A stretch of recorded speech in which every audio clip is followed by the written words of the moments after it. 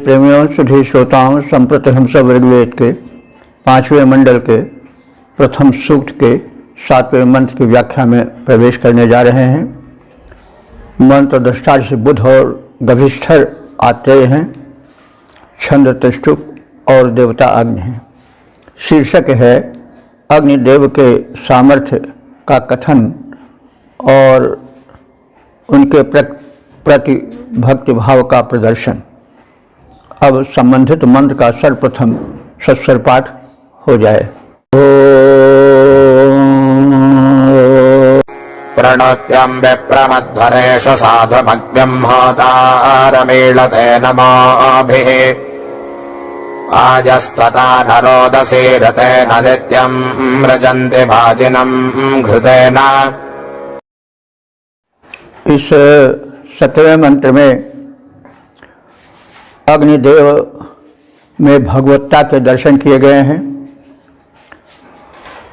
जो अग्निदेव हैं वो परमात्मा के तेजों में स्वरूप की अभिव्यक्ति हैं।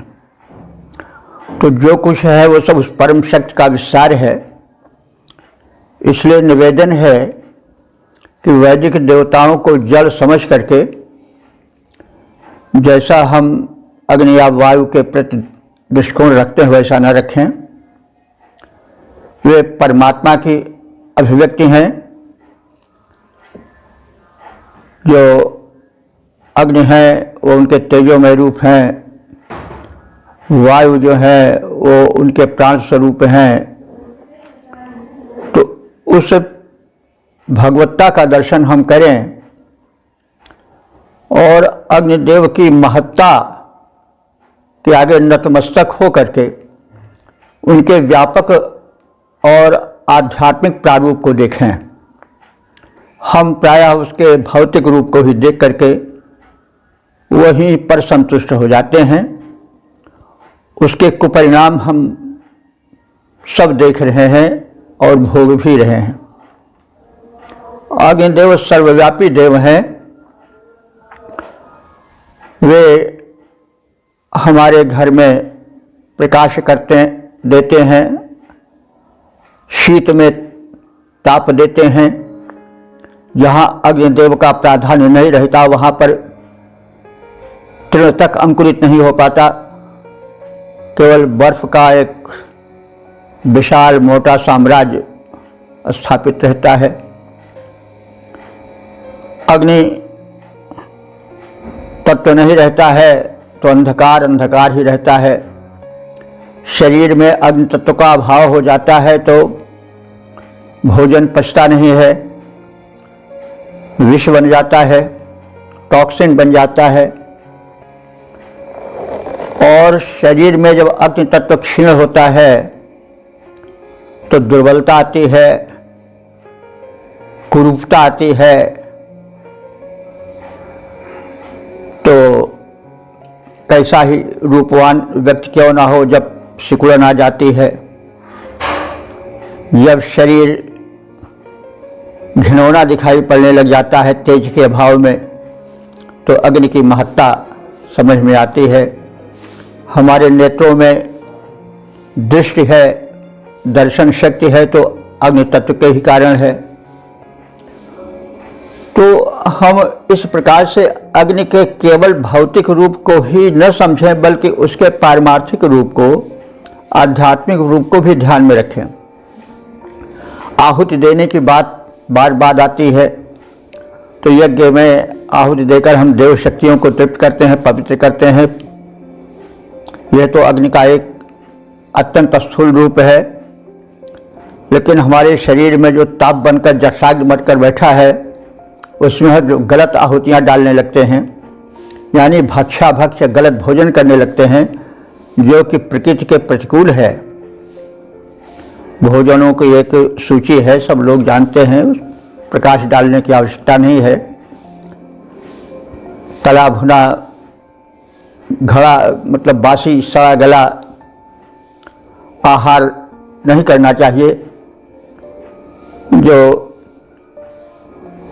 ये आज के आहार हैं, चाउमीन है, जो समोसे हैं, टिकिए हैं, डबल रोटी है, क्या है, बिस्कुट है, क्या है, ये सब कितने बासी हो जाते हैं, सड़ा करके बनते हैं अन्न को।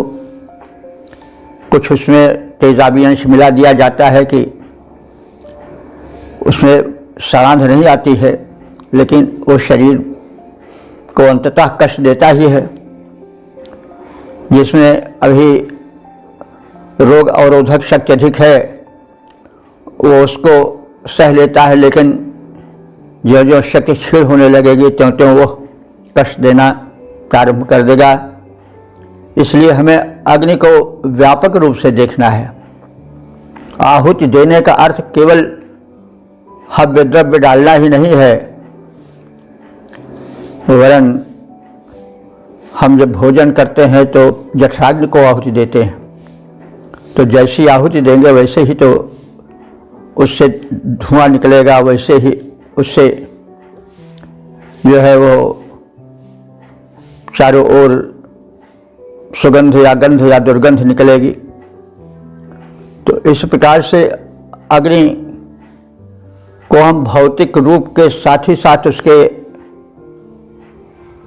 आधिदैविक और आध्यात्मिक ऊर्जा रूप को भी देखें, क्योंकि ऊर्जा भी अग्नि का ही गुण है।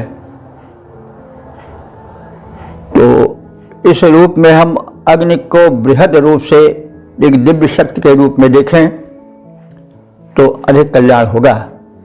और इसका उद्देश्य भी यही है कि अग्नि के सच्चे स्वरूप को समझा जाए और तदनुकूल आचरण किया जाए। तो ऋषि कह रहा है कि वयम हम सब तम अग्निम, उस अग्नि को नमो भी नमन पूर्वक स्तोत्रों के माध्यम से ईडते, माने उनकी स्तुति करते हैं।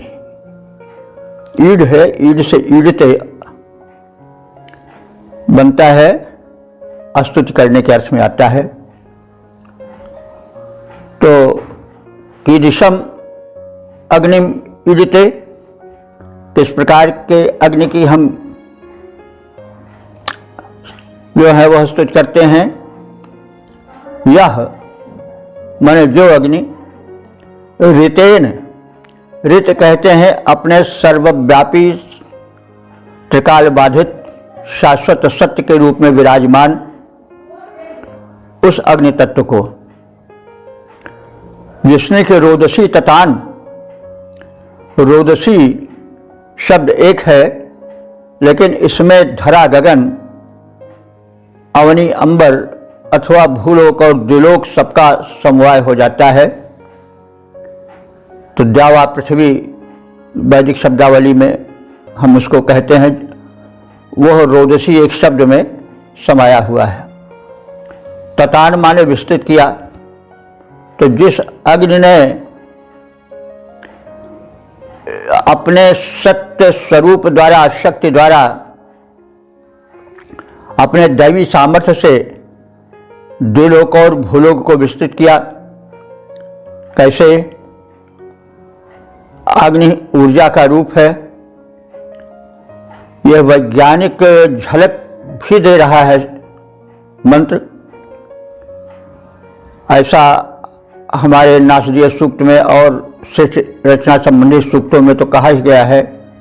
आज का विज्ञान जगत भी मानता है कि पहले ब्रह्मांड एक कंचा के बराबर था, बहुत छोटा, लेकिन उसमें गुरुत्व और ऊर्जा का इतना व्यापक घनत्व हुआ, प्रसार हुआ कि एक ऊर्जा ने यानी अग्नि ने उसमें विस्फोट किया, क्योंकि विस्फोट अग्नि के कारण ही होता है। तो उस विस्फोट से ब्रह्मांड बना। ब्रह्मांड अभी बनता जा रहा है। वैज्ञानिकों का कथन है जैसे हमारी पृथ्वी है और जैसे सूर्य हैं, ऐसे पृथ्वी और सूर्य अब भी बढ़ते जा रहे हैं। और कितनी पृथ्वियां हैं, कितने सूर्य हैं इस व्यापक ब्रह्मांड में, उसकी गणना अभी तक विज्ञान नहीं कर पाया है। कितना विस्तार है ब्रह्मांड का, उसका भी ज्ञान अभी तक नहीं हो पाया है। तो यह जो विस्तार हुआ है यह अग्नि के कारण ही हुआ है। अग्नि के देवत्व ने, अग्नि की ऊर्जा ने व्यापक ब्रह्मांड का विस्तार किया और उसने अपने ऋत से यानी सत्य रूप व्याप्ति से रोदसी ततान अवनी अंबर में विस्तार कर दिया ग्रह नक्षत्रों का। बाजिनम घृतेन नित्यम मृजंती, और उसी बलवान, बाजिनम माने बलवान, अग्नि को हम वेदी में घृतेन नित्यम मृजंती, घृताहुत के द्वारा नित्य ही प्रदीप्त करते रहते हैं, यानी आहुति प्रदान करते रहते हैं। त्यम विप्रम, उस ज्ञानी अग्निदेव को, वो जल नहीं है, ऋषि कह रहा है कि आप अग्नि को कभी जल न समझें जैसा कि हम लोग समझते हैं। प्रायः उसको हम विप्र जाने। विप्र का मतलब होता है विशिष्ट ज्ञानी। वो चैतन्य है, ज्ञान स्वरूप है। इस रूप में हम उस अग्नि को पहचाने। साधुम होतारम, और यह जो अग्नि है वह साधु है। साधु माने सज्जन है, शिष्ट है, असाधु नहीं है। और देवों का आवाहक है, होता है। होता माने आवाहक, दिव्य शक्तियों को संयोजित करने वाला, बुला कर लाने वाला है, उनको दिव्य बनाने वाला है, इसलिए उसका और अधिक महत्व है। तो ये जो अग्निदेव हैं वो साधु हैं और होता है यानी देव शक्तियों का आवाहन करने वाले हैं, मानव हित में बुलाकर लाने वाले हैं। अध्वरेषु, यज्ञों में, यज्ञ को भी हमको विस्तृत अर्थ में लेना है। यज्ञ जो होता है घृताहुति के माध्यम से, वो तो है ही है, साथ साथ हमारा जीवन भी एक विशाल यज्ञ है। यज्ञ शाश्वत है। यज्ञ कर्म कभी बंद नहीं होता है। प्रकृति में यज्ञ चल रहा है, सूर्य प्रकाश दे करके यज्ञ कर रहा है, ऊर्जा देकर यज्ञ कर रहा है, अग्नि भी जल करके यज्ञ कर रहा है, वायु प्रवाहित होकर यज्ञ कर रहा है, अनवरत यह क्रम चल रहा है। जिस दिन यह यज्ञ कर्म समाप्त हो जाएगा उस दिन यह धरा भी, यह ब्रह्मांड भी समाप्त हो जाएगा। तो यज्ञ एक शाश्वत सत्य है, इसीलिए उसको ऋत भी कहा गया है। तो हमारा जीवन भी एक यज्ञ है। यज्ञ का बड़ा विशाल क्षेत्र है, उसको हम विशाल दृष्टिकोण से देखें और विशाल अंतःकरण में विशाल विचार से अपने जीवन को विशालता में प्रविष्ट कराएं और अपने नमन द्वारा, स्तोत्रों, प्रशंसात्मक सूत्रों के द्वारा प्रशंसित कर अपने आत्मा को पवित्र करें। इस अग्नि ने अपनी दैवी सामर्थ्य से द्यावा पृथ्वी का विस्तार किया है, अतः ऐसे समर्थ अग्नि को उपासक घृत से प्रदीप्त करते हैं तथा यज्ञों में उत्तम स्तोत्रों से उनकी स्तुति करते हैं और उनकी शक्ति का अपने भीतर संचरण करते हैं, पवित्र करते हैं अपने को। अग्निदेव ने द्यावा पृथ्वी का बल से विस्तार किया। नित्य याज्ञिकों ने उनके ऊपर घृत का छिछकार किया। ऐसा परम समर्थ अग्नि जिसने सबका उपकार किया, उसके हेतु सदा स्तोताओं ने स्तुति उच्चार किया। ओम वेद प्रेमियों, सुधीर श्रोताओं, संप्रति हम सब ऋग्वेद के 5वें मंडल के पहले सूक्त के 8वें मंत्र की व्याख्या में प्रवेश करने जा रहे हैं। मंत्र दृष्टा ऋषि हैं बुध और गविष्ठल आत्रेय, छंद त्रिष्टुप देवता अग्नि, और शीर्षक है अग्निदेव की महत्ता का कथन। अब संबंधित मंत्र का सर्वप्रथम सस्वर पाठ हो जाए।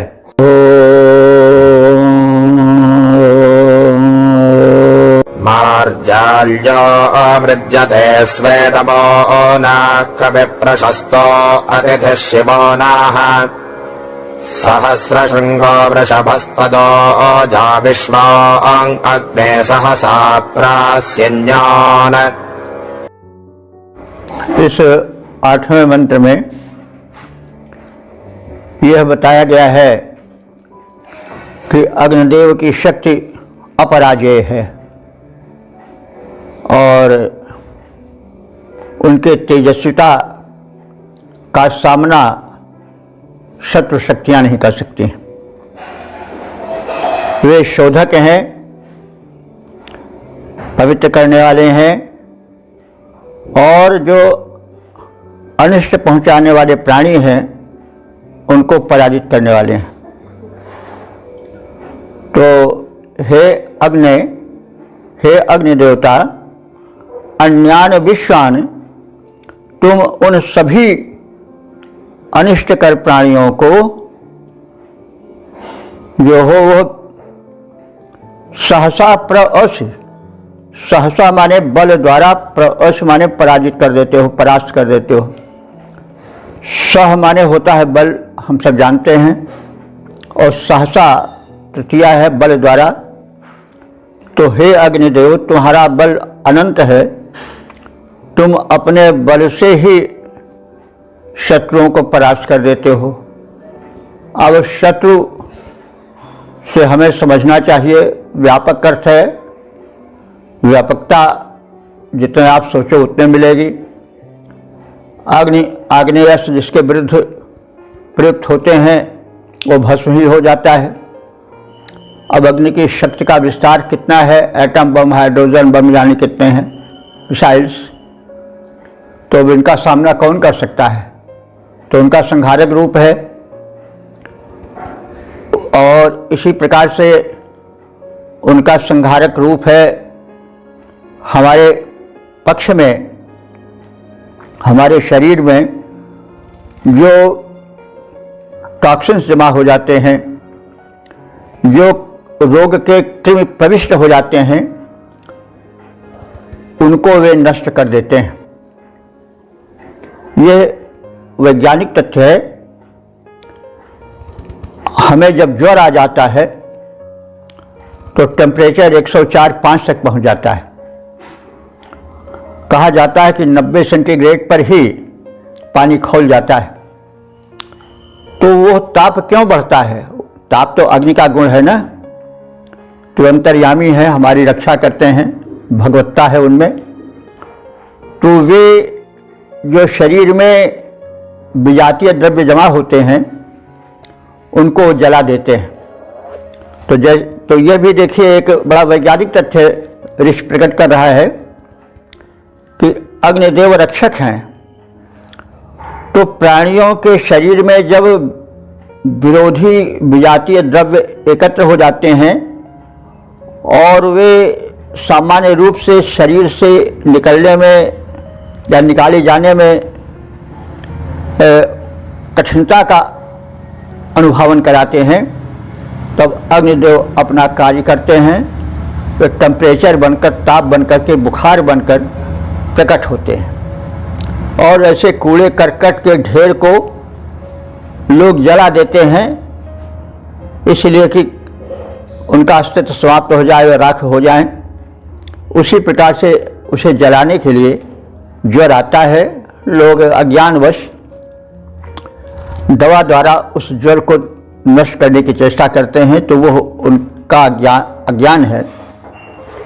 ज्वर को तत्काल नहीं नष्ट कर देना चाहिए, उसको यानी अग्निदेव को, वो अग्निदेव का ही प्रकट किया हुआ रूप है, कुछ देर तक चलते देना चाहिए, क्योंकि वो शरीर के विकार को भस्म करने के लिए अथवा जो शरीर में कीटाणु प्रविष्ट हो गए हैं रोग वाले, उनको नष्ट करने के लिए अग्निदेव ने कृपा करके अपने स्वरूप को विस्तृत किया, जो शरीर में टेम्परेचर है, ताप है, और उन शक्तियों को जो हमारे इस साधन धाम मोक्ष कर द्वारा जो शरीर है, नर समान नहीं कौनो देही, यह जो हमारा शरीर है, इसकी सुरक्षा के लिए उसके विषैलेपन को नष्ट करने के लिए, टॉक्सिन्स को नष्ट करने के लिए, विजातीय द्रव्यों को नष्ट करने के लिए अथवा शरीर में प्रविष्ट रोग के कीटों को नष्ट करने के लिए ज्वर के रूप में आते हैं, तो उनके इस कल्याणकारी रूप को समझना चाहिए।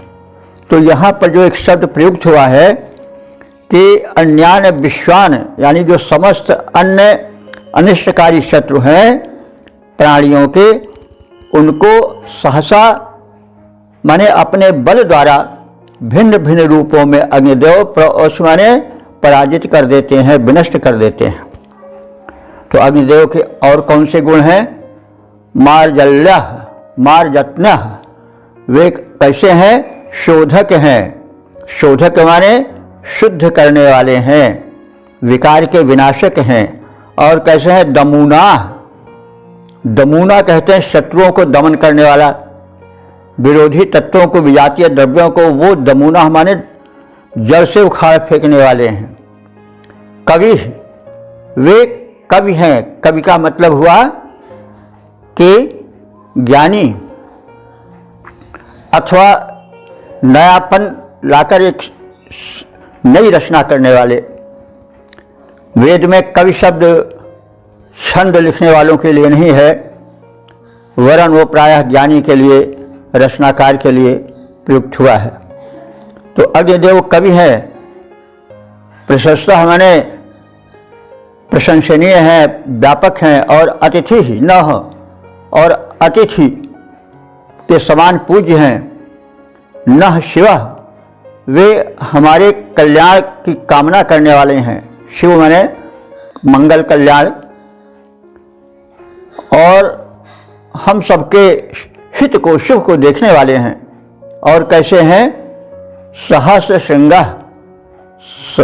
हजार सिंगों वाले, यानी हजार लपटों वाले, व्यापक रूप से फैल जाने वाले हैं।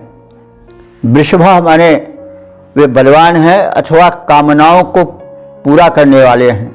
वृषभ माने बैल नहीं, प्रायः आप ऋग्वेद में वृषभ का अर्थ बलवान अथवा कामनाओं को पूरा करने वाला ही इसी अर्थ में प्रयुक्त देखेंगे, वृषभ बैल अर्थ में नहीं।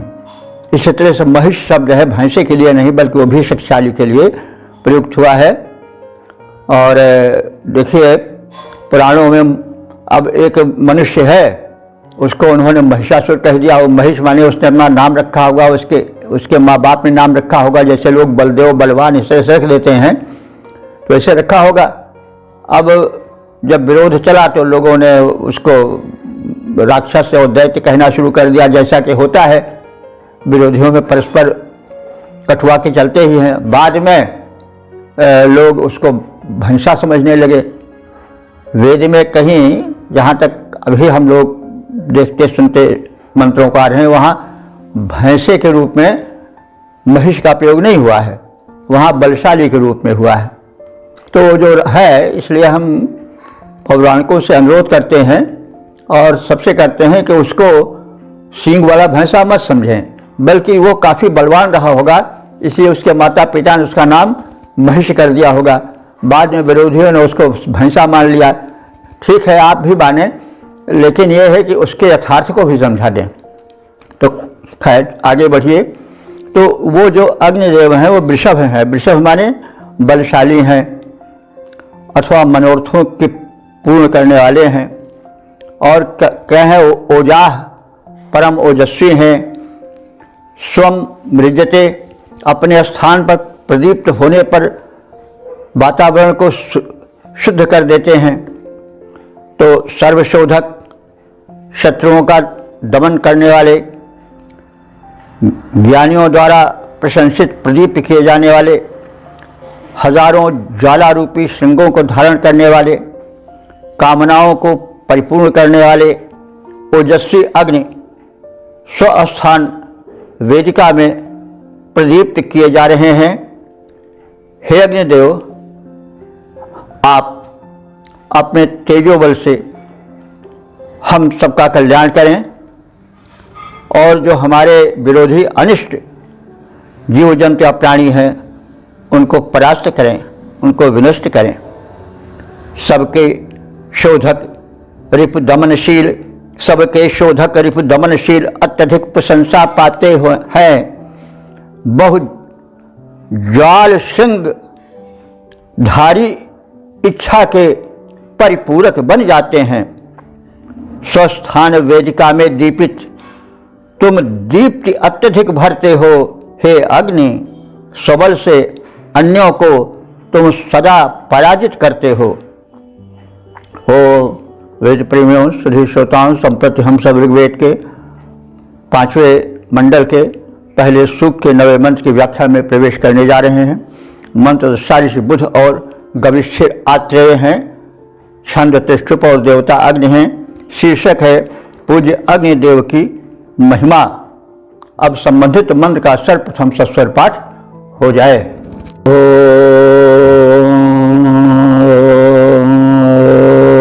प्रसद्यो अग्ने अत्येष्यन्यानाविरजस्मै चारुतमा बभूथ ईळेन्यो बपुष्यो विभावा अप्रिजोभिषामति धर्मानुषीणाम्। इस 9वें मंत्र में यह बताया गया है कि अग्निदेव परम तेजस्वी, तेज से परिपूर्ण करने वाले और अत्यंत शक्तिशाली दिव्य शक्ति हैं, देव शक्ति हैं। अग्नि, हे अग्निदेव, तुम चारुतमः, तुम चारुतम हो, यानी सर्वाधिक सुंदर हो। चारु माने सुंदर, चारुतर माने कंपैरेटिवली तुलनात्मक रूप से सुंदर, और चारुतम माने सबसे अधिक सुंदर, सुपरलेटिव हो गया। तो हे अग्निदेव, तुम सर्वाधिक सुंदर हो और तुम्हारे स्पर्श से वस्तुएं जगमगा उठती हैं। आप जाने कि सब कुछ इसी धरती से उत्पन्न होता है, लेकिन अग्नि की ऊष्मा का, तेज का जहाँ अधिक संचयन होता है वो उतना ही अधिक चमकदार हो जाता है। जैसे सोना है इसी धरती से निकलता है, खान चमकीला होता है और उपयोगी होता है कितना, और इसलिए सर्वाधिक उसकी कीमत है। तो वो चमक कहाँ से आई? अग्निदेव की ऊर्जा से, ऊष्मा से आई। हीरे जवाहरात जो हैं उनमें बहुत चमक है। वो चमक कहाँ से आती है? अग्निदेव के ही चमक से वो चमकते हैं। तो इसलिए वो इतने चारुतम हैं, सर्वाधिक तेजस्वी और सुंदर स्वरूप वाले हैं कि उनकी कृपा जिस पर होती है वो भी चारुतम हो जाता है। तो अग्निदेव की महत्ता का कथन है, क्योंकि अग्नि प्रकाश के देवता हैं, तेज के देवता हैं और प्रकाश के देवता हैं। और देवता का अर्थ नहीं समझना चाहिए कि यह तो जो रूप देखते हैं हम उनका, वो तो भौतिक रूप है, लेकिन उनका आज भौतिक और आध्यात्मिक रूप बड़ा प्रबल है। वो चेतन है, वो सब कुछ सुनता, समझता, देखता है। जो नियंत्रक शक्ति है वह चैतन्य शक्ति है अग्नि के पीछे। इसी प्रकार से सब देवों को, जिनको हम जल समझते हैं, उनके पीछे एक चैतन्य शक्ति है जो उनको स्थिर रखती है, उनके गुण को तद्वत स्थैर्य देती है। तो हे अग्निदेव, तुम चारुतम हो और कैसे हो? ईडेन्य, अपनी गुणवत्ता के कारण अस्तुत्य हो। ईडेन्य, ईडेन्य माने अस्तुत्य, अस्तुत्य के योग्य। और वपुष्य, वप माने शरीर होता है, तो वपुष्य माने सुंदर शरीर वाले, रूपाकृति वाले हो। और कैसे हो? विभावा, विभाव माने तेजस्वी हो, प्रिय सबके प्रिय हो, मानुषी नाम विषाम, मानवीय प्रजाओं के लिए अतिथि ही अतिथिवत पूज्य हो। तो इससे स्पष्ट होता है कि वैदिक युग में अतिथि की बड़ी पूजा होती थी। भारतीय संस्कृति यही है, इसलिए अतिथि देव कहा गया है। आज लोग अतिथियों से भागते हैं, तो यह सनातन संस्कृति नहीं है। सनातन संस्कृति को अतिथि को देवता मानती है। और आप देखेंगे जहाँ पूज्य का अर्थ आता है वहाँ अतिथि शब्द है, तो अग्नि अतिथि हैं, यानी जैसे अतिथि का सत्कार होता है, उसको बड़ा स्थान दिया जाता है, वैसे आप को स्थान दिया जाता है। आप अतिथि तुल्य पूज्य हो, सम्मान्य हो। तो हे अग्निदेव, यस्मै कवि बभूव, जिसके लिए तुम प्रकट हुए हो, यस्मै आविर्बभूव, जिसके लिए तुम प्रकट हुए हो, सद्यः अन्यान अतिएष, वह व्यक्ति सद्यः माने शीघ्र ही, अन्यान्य माने दूसरों से, अतिएष माने बढ़ चढ़कर हो जाता है। माने अग्निदेव की कृपा जिन पर होती है वो दूसरों से शीघ्र बढ़ जाता है, प्रतिद्वंदिता में अन्यों को हरा देता है। भाई देखिए, जो तीव्रता है वो अग्नि का ही गुण है, जो ऊर्जा है वो अग्नि का ही गुण है। तो शरीर में यदि ऊर्जा का प्रवेश हुआ तो वह व्यक्ति बलवान हो जाता है, दूसरों को द्वंद्व युद्ध में परास्त कर देता है। यदि बुद्धि में अग्नि का प्रवेश हुआ तो बुद्धि कुशाग्र हो जाती है, कॉम्पिटिटिव यानी प्रतियोगिता में अन्यों को पिछाड़ देती है। तो इसी प्रकार से जहाँ पर ऊर्जस्वल अग्नि का प्रवेश होता है, यानी ऊर्जा और प्रकाश जो है वो अग्नि का गुण है, तो जिन पर ये अग्नि देवता अनुकूल होते हैं वे अपने अपने क्षेत्र में अपने प्रतिद्वंदियों को पिछाड़ देने वाले होते हैं। और अगर अनिष्ट करने वाले शत्रु रूप हो गए तो उनको तो विनष्ट ही कर देते हैं। जैसे रोग शोक कीटाणु आदि, उनको तो अग्निदेव नष्ट ही कर देते हैं। तो इस प्रकार से अग्निदेव की महत्ता, उनकी अनंतता, उनकी कृपा परमोत्कृष्ट है। तो हमें अग्निदेव के इस पक्ष को लेना चाहिए। उनके भौतिक रूप तक ही नहीं अपने को रखना चाहिए, उनके आध्यात्मिक प्रारूप पर भी ध्यान देना चाहिए, क्योंकि जहाँ आग लगती है वहीं काम होता है। कहते नहीं उनमें आग है, आग माने उत्साह, ऊर्जा। तो जब उत्साह और ऊर्जा होती है तभी तो कार्य बढ़ पाता है, नहीं तो आलस्य, शक्तिहीनता, निद्रा, अकर्मण्यता आदि का अधिकार हो जाता है जीवन में। तो हे अग्निदेव, जिसके पक्ष में कृपा कर तुम प्रकट हो जाते हो, वह शीघ्र ही दूसरों को, अपने प्रतिद्वंदियों को पिछाड़ देता है, आगे बढ़ जाता है। और यदि शत्रु हुए उसके, तो उसको तो यह समूल ही नष्ट करने में सक्षम हो जाता है।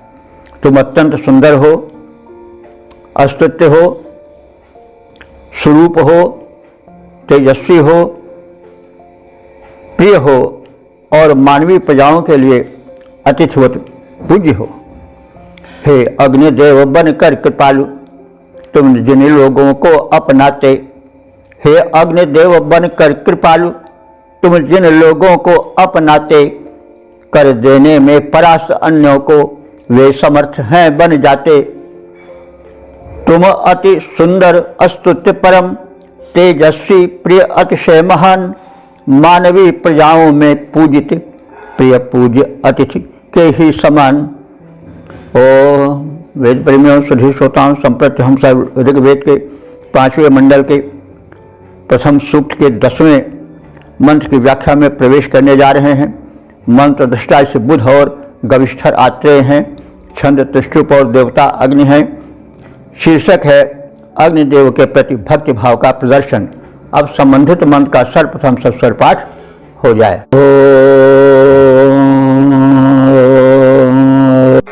तुभ्यः भद्रम् भरन्ति क्षितयो जविष्ठपरिमग्ने अन्तित ओतदूरात् आभन्दिष्ठस्य सुमतिम् च गिद्धि बृहत्ते अग्ने महि शर्म भद्रम्। इस 10वें मंत्र में अग्निदेव के मंगलकारी स्वरूप का कथन है और उन्हें भक्ति भाव से भरकर आहुति देने की सम्मति है। यविष्ठ अग्नि, यविष्ठ माने बलवान, हे बलवान अग्निदेव।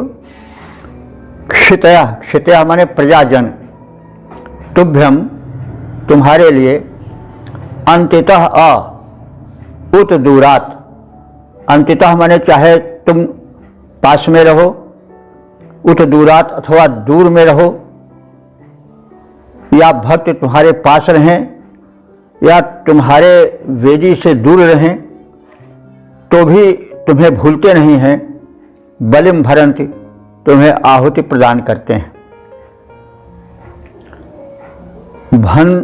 भंदिष्ठस्य सुमतिम चिकिद्धि, भंदिष्ठस्य माने उच्च स्वर में, सुमतिम माने विचार पूर्वक, सद्बुद्धि पूर्वक तुम्हारी स्तुति करते हैं। और चिकिद्धि माने तुम्हारी महत्ता को जानते हैं और उसको ध्यान में रख करके तुम्हारी आराधना करते हैं। तो ऐसे आराधक को हे अग्नि देवता तुम चिकिद्धि माने समझो, उनकी मानसिकता का, उनके समर्पण का तुम ध्यान रखो, उन्हें अपना आराधक मानकर उनके प्रति कृपा दृष्टि रखो। अग्नि, हे अग्निदेव, ते बृहत शर्म, तुम्हारा आश्रय जो है वो बृहत माने व्यापक, शर्म माने आनंद, सौख्य, तुम्हारा जो आश्रय है वो अनंत सौख्य का प्रदायक है। महि भद्रम, महि कहते हैं विस्तार को, वैसे महि ज़्यादातर पृथ्वी के लिए प्रचलित है, लेकिन पृथ्वी को महि इसलिए कहा जाता है, महि या मही, कि वो बहुत विस्तृत है, लेकिन मूल रूप में इसका अर्थ होता है विस्तार, व्यापक।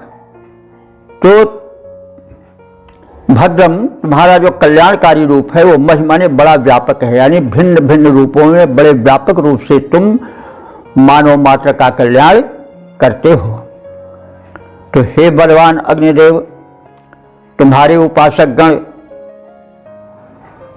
दूर हों अथवा निकट हों, वे तुम्हें आहुतियाँ प्रदान करना नहीं भूलते हैं, तुम्हें अर्पित करते रहते हैं, किसी न किसी रूप में तुम्हारी आराधना करते रहते हैं और तुम्हारे प्रति समर्पण का भाव रखते हैं।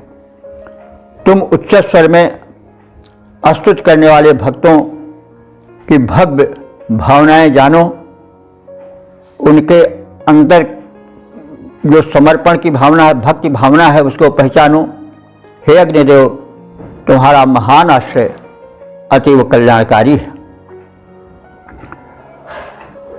वे दूर रहें या निकट रहें, पर भक्त तुम्हारे जो प्यारे आहुतियाँ अर्पित करते हैं वे भक्ति भावना भर सारे। हे अग्नि देवता, हो महान आश्रय तेरा मंगलकारी, तुम भक्ति भावना स्तोताओं की जानो, तुम भक्ति भावना अस्तोताओं की जानो, हे भव भयहारी।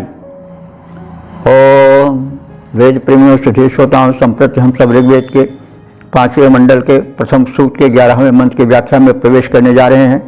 मंत्र दृष्टा बुद्ध और गविष्ठर आत्रेय हैं, छंद त्रिशुप और देवता अग्नि हैं। शीर्षक है अग्निदेव का आवाहन। अब संबंधित मंत्र का सर्वप्रथम सस्वर पाठ हो जाए।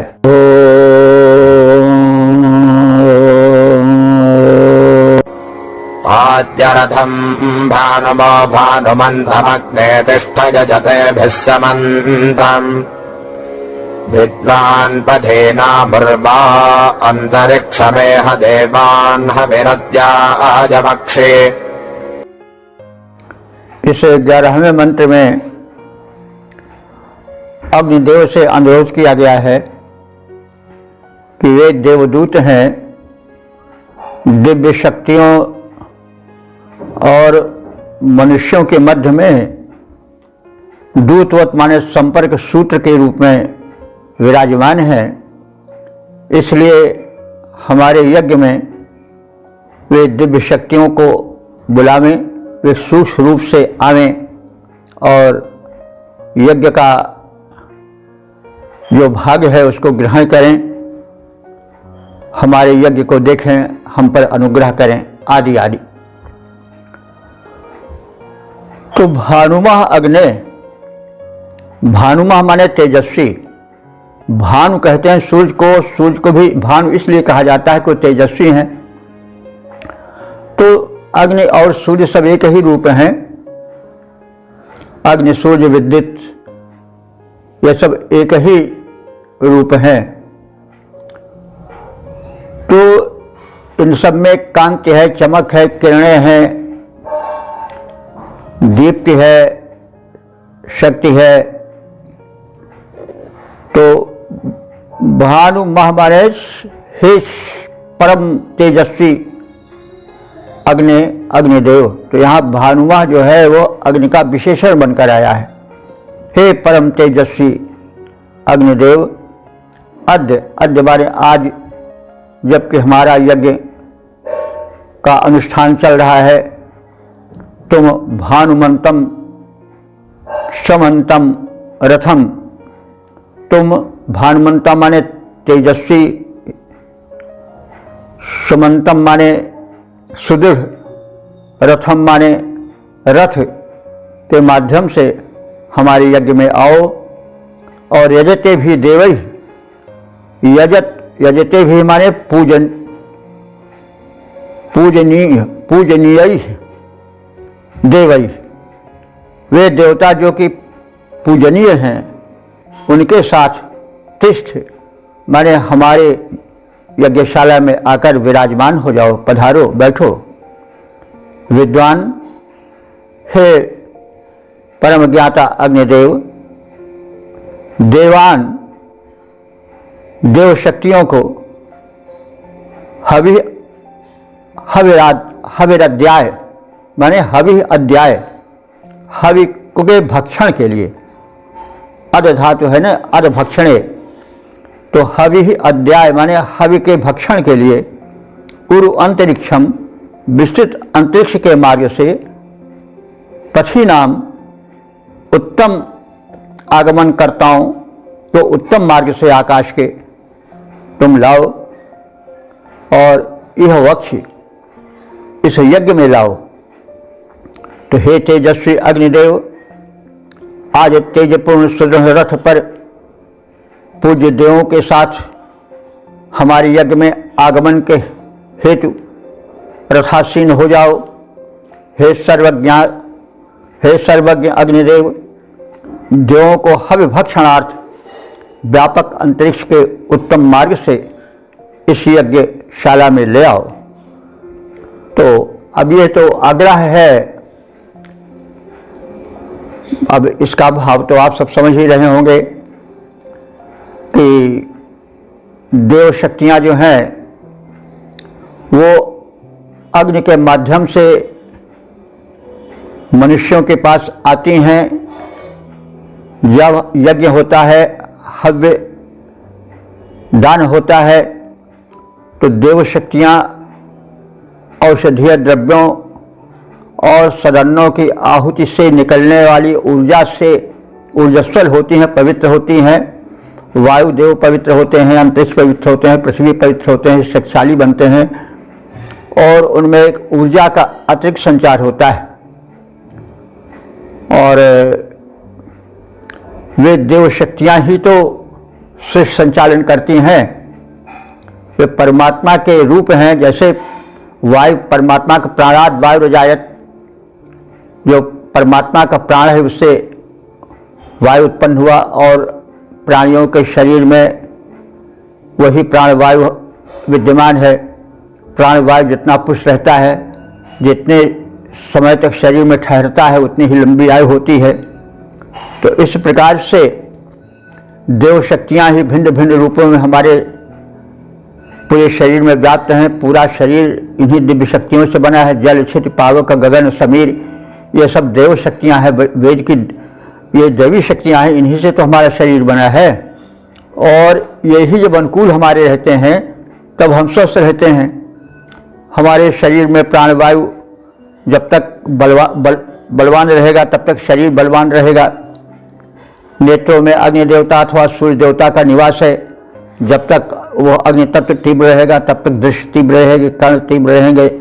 और इसी प्रकार से जो अन्य शरीर के अवयव हैं, स्वयं शरीर जो है वो जल, क्षिति, पावक, गगन, समीर से निर्मित है। और यही तो देव शक्तियाँ हैं। यही जब अनुकूल होती हैं तभी तो मनुष्य स्वस्थ रह पाता है, सुखी रह पाता है, प्राणवान रह पाता है। इसी सिद्धांत को वेद के लेकर के प्राकृतिक चिकित्सा, जिसको अंग्रेजी नाम दे दिया है नेचुरोपैथी, निर्मित हुई है।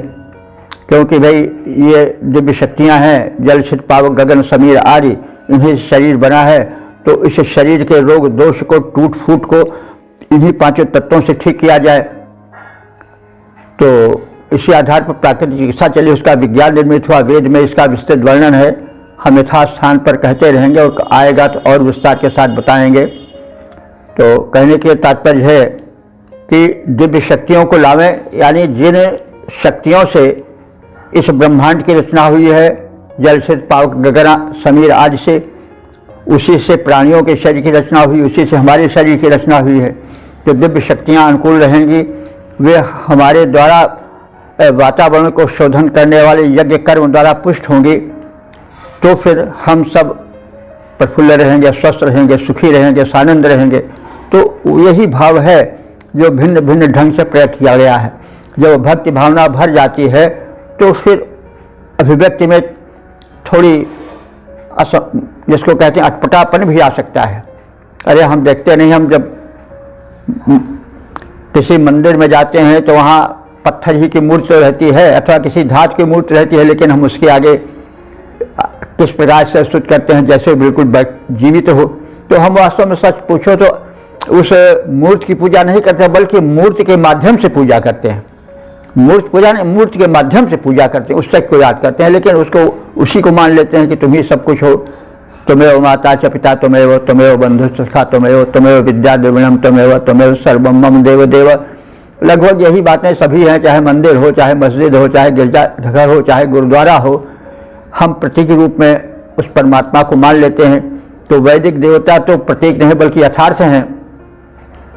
और इसलिए हम कहते आए हैं और आप भी विचार करें, सोचें, हमें वैदिक देवताओं को स्थापित करने की आवश्यकता है।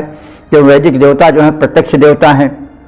वायु है, अग्नि है, पवन है, ये सब जो हैं, पृथ्वी है, आकाश हैं।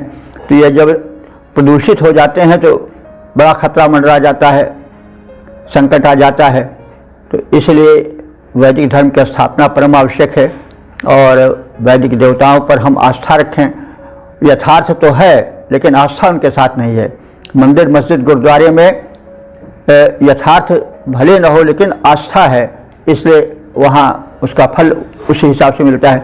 लेकिन यहाँ वैदिक देवताओं में ये जो है जल और पवन और अग्नि और वायु, पृथ्वी, आकाश आदि में यथार्थ तो है लेकिन हमारी आस्था उतनी उत्कट नहीं है, इसलिए हम उसका यथार्थ लाभ नहीं पाते हैं। तो इस तरह से सोच विचार करके हमें आचरण करना चाहिए, वैदिक देवताओं का स्मरण करना चाहिए, ऋषि के कथन को स्वीकार करना चाहिए। तो हे अग्निदेव, तुम हविराजाय हविभक्षणार्थ देवताओं को उर्व अंतरिक्ष माने व्यापक अंतरिक्ष मार्ग से लेकर के हमारे इस यज्ञ भूमि पर पधारो। तो हे तेजस्वी अग्निदेव, आज तेजपूर्ण सुदृढ़ रथ पर पूज्य देवों के साथ बैठो। अब वो कोई उनका रथ तो ऐसा नहीं है, लेकिन यह रथ एक मतलब भक्ति भाव के प्रवाह में कहा जा रहा है। वो जब सजीव हैं उनको एक रूप हम देते हैं तो रथ भी बैठावेंगे, उनका भोजन भी कराएंगे। तो भक्ति की प्राधानता के कारण होती है कि सर्वत्र हम कहीं जाएं तो उसको मूर्ति हो या मंदिर हो या मस्जिद हो, उसको एक सजीव मान लेते हैं, जो कि स्वाभाविक है उपासना पद्धति में हो जाना। तो इसी तरह से यहाँ भी अर्थ जगत में प्रवेश करते समय विचार रखें। तो हे तेजस्वी अग्निदेव, आज तेजपूर्ण सुदृढ़ रथ पर पूज्य देवों के साथ बैठो। हे सर्वज्ञाता अग्निदेव, देवों को हर भक्षणार्थ व्यापक अंतरिक्ष के उत्तम मार्ग से इस यज्ञ में लेकर आने की कृपा करो। हे तेजस्वी अग्निदेव, देवों के साथ सुरथ पर चढ़ जाओ। नभ पथ से हवि के भक्षणार्थ देवों को यहाँ बुला लाओ। ओम वेद प्रेमियों, सुधीर श्रोताओं, संप्रति हम सब ऋग्वेद के 5वें मंडल के प्रथम सूक्त के 12वें मंत्र की व्याख्या में प्रवेश करने जा रहे हैं। मंत्र दृष्टा इस बुध और गविष्ठिर आत्रेय हैं। छंद तुष्टुप और देवता अग्नि हैं। शीर्षक है अग्निदेव की महिमा का गुणगान और संबंधित मंत्र का सर्वप्रथम सस्वर पाठ हो जाए।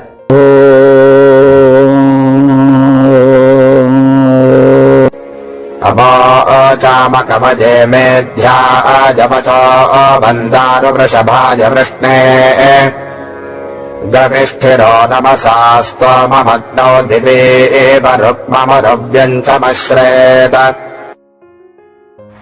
इस 12वें मंत्र में, जो कि समापन का मंत्र है, इसमें अग्निदेव के प्रति श्रद्धापूर्वक मंत्रोच्चारण और हव्यार्पण का कथन है।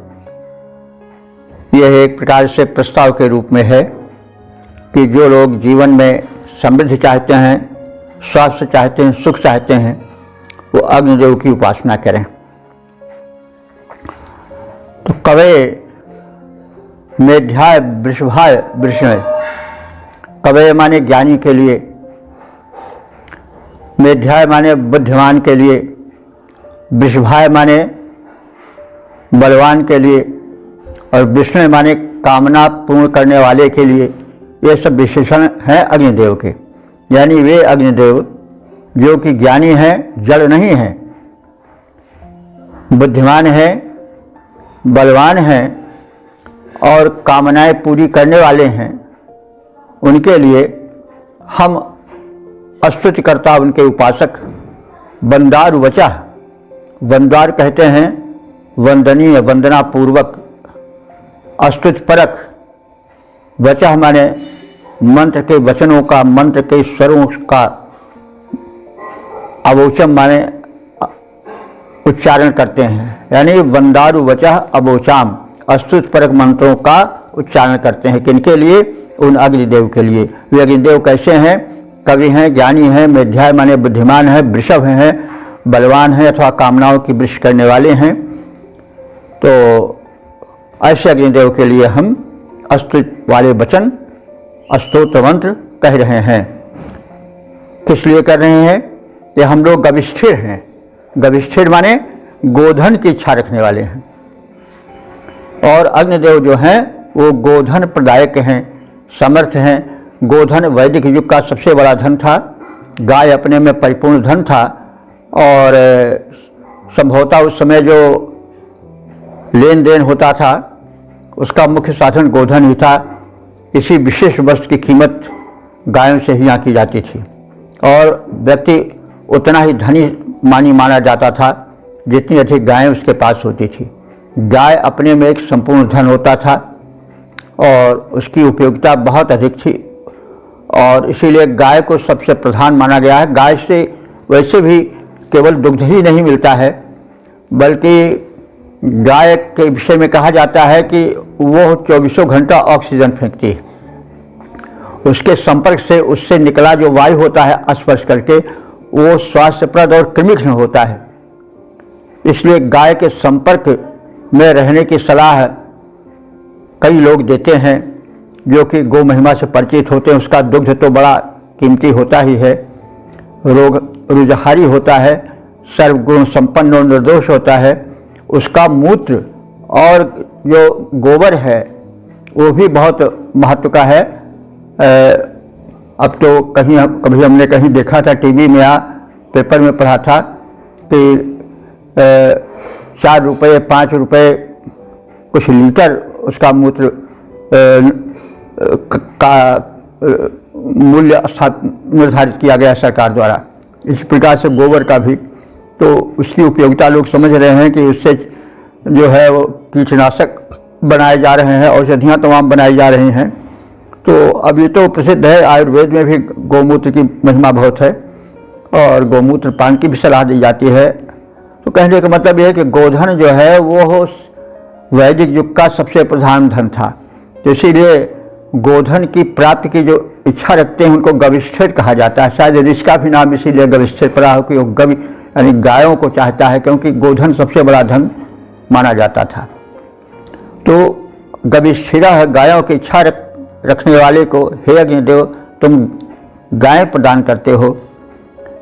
अग्नौ नवसा स्तोत्रम अश्वेत, अग्नि में हम नमन पूर्वक अपने स्तोत्र उसी प्रकार स्थापित करते हैं, क्योंकि अग्नि इतने हमारे ऊपर कृपालु हैं, उपयोगी हैं और इतने मंगलकारी हैं कि हम सब उनके प्रति स्तोम माने स्तोत्र को, स्तुति मंत्र को, नमसा माने नमन पूर्वक, भक्ति पूर्वक, अश्वेत माने अर्पित करते हैं। उसके लिए उपमा दी जा रही है कि रुक्मम उरुव्यम च दिव इव। रुक्मम माने तेजस्वी, उरुव्यम माने विस्तृत, और जैसे परम तेजस्वी और परम विस्तृत सूर्य देव को दिलोक में स्थापित किया गया है परम शक्ति द्वारा, वैसे हम अपने स्तुति मंत्रों को अग्निदेव के प्रति स्थापित करते हैं, यानी अर्पित करते हैं। तो सूर्य से उसकी तुलना करने का कारण यह है कि जैसे सूर्य परम शक्तिशाली और उपयोगी है, वैसे ही हमारे मंत्र जो अग्निदेव से संबंधित हैं वे भी बड़े प्रभावशाली उपयोगी हैं, और उन मंत्रों के द्वारा हम अग्निदेव की उपासना करते हैं। हम इस ज्ञानी बुद्धिमान और अपने भक्तों के मनोरथों को पूर्ण कर देने वाले अग्निदेव के लिए स्तुति परक मंत्रोच्चारण करते हैं। जिस प्रकार देवलोक में तेजस्वी और गतिशील सूर्य स्थित हैं, उसी प्रकार हम अग्निदेव में सारे स्तोत्र स्थापित करते हैं, यानी स्तोत्र सूर्य के समान माने गए हैं। जैसे सूर्य प्रकाशक है, वैसे स्तोत्र भी प्रकाशक हैं और प्रभावशाली हैं। तो प्रार्थनापूर्ण महत्वपूर्ण स्तोत्रों से यानी स्तुति मंत्रों से हम अग्निदेव की उपासना करते हैं, उन्हें समर्पित करते हैं। ज्ञानी मतिमान भक्त गण की अभिलाषाएं जो भरते हैं, ज्ञानी मतिमान भक्तगण की अभिलाषाएं जो भरते हैं, ऐसे पावक देवता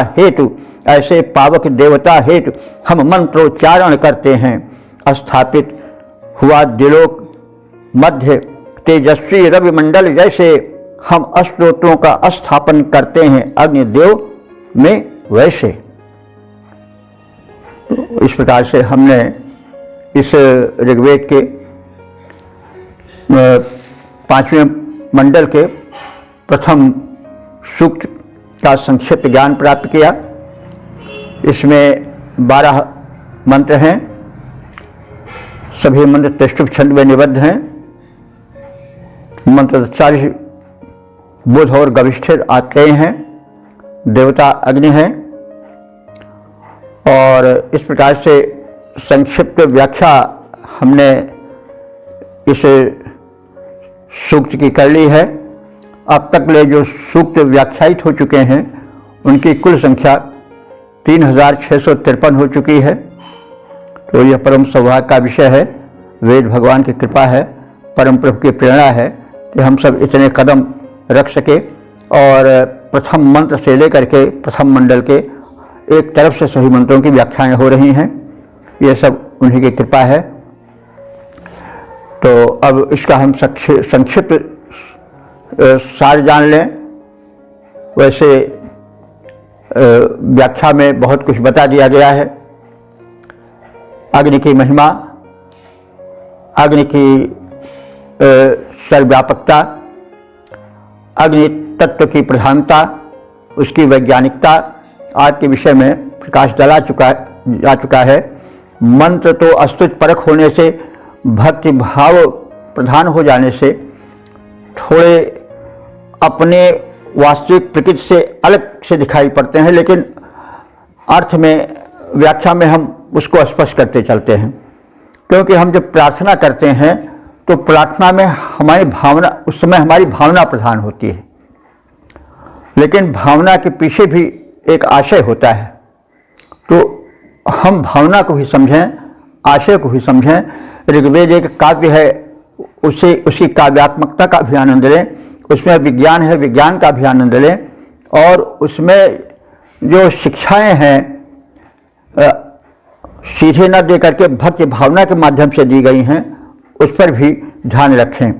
और इन सभी दृष्टिकोणों को रख करके हम जब वेदाध्ययन करेंगे तो हमें उसका पूरा लाभ मिलेगा।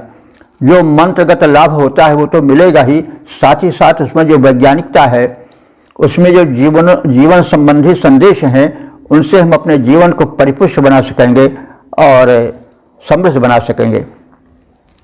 इस स्तोत्र में यह बताया गया है कि अग्निदेव की महत्ता अत्यधिक है। वो प्रातःकाल उषा के साथ अग्निदेव की उपासना प्रारंभ हो जाती है। ये वैदिक, उस समय ऋग्वैदिक युग के समाज का चित्रण किया गया है, जहाँ की अग्नि उपासना अनिवार्य की गई थी, जहाँ की हव्य कर्म अनिवार्य कर दिया गया था कि प्रत्येक गृहस्थ को चाहिए कि वो उषा काल में उठे और उसके पश्चात अग्नि को जला करके उसमें हव्य डाले, आहुति करे, ताकि वातावरण सुशोभन बने, आरोग्यप्रद बने, और साथ ही साथ मंत्रोच्चारण हो और उससे मंत्रध्वनि से पूरा वातावरण गुंजित हो उठे, सात्विकता से भर जाए। तो जब हम एक वातावरण बनावेंगे तभी तो सही रूप हो पाएगा। जो लोग प्रातःकाल सोते रहते हैं, खर्राटे भरते रहते हैं और सवेरे उठते ही सिगरेट या गांजा या और सब प्रकार के पान करेंगे तो मरेंगे ही, उसमें कुछ कहना थोड़े है। तो इसीलिए हमारे यहाँ विधान किया गया है कि आप उठो प्रातःकाल उषा काल में और अग्नि प्रज्वलित करो, उसमें जो है वह आहुतियाँ डालो और वातावरण का शोधन करो। देव शक्तियाँ जो कि वायु के रूप में है, जल के रूप में है, आकाश के रूप में है, पृथ्वी के रूप में है, उनको पवित्र करो, क्योंकि उन्हीं के संयोग से तो शरीर बना है। तो जब जिस धातु से शरीर बना है वो धातु जब पुष्ट होगी तो हमारा शरीर भी पुष्ट होगा। ये तो बड़ी सीधी सी बात है, प्राकृतिक चिकित्सा इसी सिद्धांत पर चलती है। इसलिए हमें सर्वप्रथम जो है अग्नि तत्व का शोधन करना चाहिए, हमें जो है भूमि तत्व का, सभी तत्वों का शोधन करना चाहिए, और सबके शोधन का मूल जो है वह अग्नि है, आहुति है। तो यही बात इसमें बताई गई है और तरह तरह से काव्यमय शैली में, भक्ति की शैली में यही बात कही गई है। और अग्नि के सामर्थ्य का, उनकी महत्ता का, उनकी गुणवत्ता का वर्णन किया गया है। भक्ति भाव के प्रदर्शन से यह होता है कि उसके प्रति एक आकर्षण होता है, एक श्रद्धा का भाव जगता है। तमाम बात है, जब भक्ति हृदय में जागती है तभी हम वस्तु के प्रति समर्पण भाव रखते हैं। जब श्रद्धा भाव समाप्त हो जाता है तो सारे संबंध समाप्त हो जाते हैं। तो श्रद्धा का होना परम आवश्यक है, और श्रद्धा भक्ति से आती है। श्रद्धा और भक्ति दोनों मिले जुले रूप हैं। किसी वस्तु के महात्म्य को अनुभव करना ही श्रद्धा है और उसके प्रति समर्पण ही भक्ति है। तो श्रद्धा और भक्ति का योग होता है। तो इसलिए हम अग्नि के प्रति, हम देव शक्तियों के प्रति श्रद्धा रखें, और जब श्रद्धा रखेंगे तो हमको उसका फल मिलेगा। इसी श्रद्धा भाव को जगाने के लिए मंत्रों का ऋषियों ने विधान किया। और मंत्र में एक अलग शक्ति होती है, जो शब्दों का संगठन होता है वो तो एक अलग शक्ति देता ही है। उसके उच्चारण से जो ध्वनि निकलती है, नसनाड़ियाँ संघर्षण करती हैं, उनसे एक ऊर्जा निकलती है, उसका एक मंत्रात्मक महत्व है। लेकिन उसका अर्थ भी समझना परम आवश्यक है, क्योंकि बिना अर्थ को जाने हुए, अर्थ का उल्टा क्या होता है, अनर्थ। जब अर्थ नहीं जानेंगे तो फिर अनर्थ होगा। और भले ही कोई चीज़ पास ही में हो, लेकिन अगर उसका अर्थ, उसका स्वरूप हम नहीं पहचानते हैं तो हम उसके प्रति समर्पित नहीं हो सकते हैं। इसलिए अर्थ को जानना परम आवश्यक है। हम उसको जितनी हमारी शक्ति है चेष्टा कर रहे हैं कि उसको प्रकट करें, लेकिन हमारा ये श्रम जो है तभी सफल होगा जब आप सब उसको जैसा हम कहना चाह रहे हैं वैसा कहें, सुने।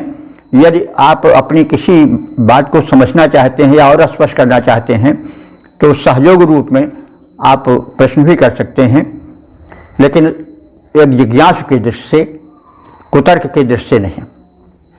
तो हम प्रसन्न होंगे और यह इस ज्ञान यज्ञ में आपका सहयोग होगा, क्योंकि ज्ञान भी एक यज्ञ है। ज्ञान यज्ञ तपो यज्ञ द्रव्य यज्ञ तथा परे, यज्ञ के प्रारंभ अनेक स्वरूप हैं, उसमें ये गीता के वाक्य हैं, इसमें ज्ञान यज्ञ भी एक यज्ञ है और ये सब ज्ञान यज्ञ ही चल रहा है। तो इस ज्ञान यज्ञ में, ज्ञान यज्ञ जो है सर्वोत्तम यज्ञ है, इसमें बहुत अधिक जिसको कहते हैं